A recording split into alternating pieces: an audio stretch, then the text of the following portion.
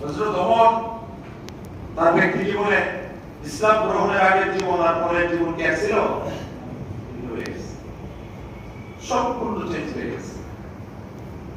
যখন কোরআন পড়েছে, ইমান এনেছে, জাহিলিয়াতের অবস্থায় যা করেছে একটা কাজ আর কোনো অবৃত্তি করেনি, সব বাদ দিয়ে বিসর্জন দিয়ে এটাকে গ্রহণ করেছে। এটা আপনি আমি তো পাচ্ছি না। এটা কেমনে সারা যায়, এটা কেমনে, এই চিন্তায় ছিলাম, এই দর্শে ছিলাম, এই মতবাদে ছিলাম, এইখানে ছিলাম, ওখান থেকে আসা যায়। আপনি আসেন আর নাই আসেন মনে রাখবেন, সব আপনাকে ছেড়ে চলে যেতে হবে। আপনার নিজ গন্তব্যে আপনাকে ফিরে যেতে হবে। একেবারে সেফ, যেভাবে একা আছে হিসাবটা আপনাকে দিতে হবে। 4টে 5টাই গেছিল, কারো হিসাব কেউ দিবেও। এজন্য আসুন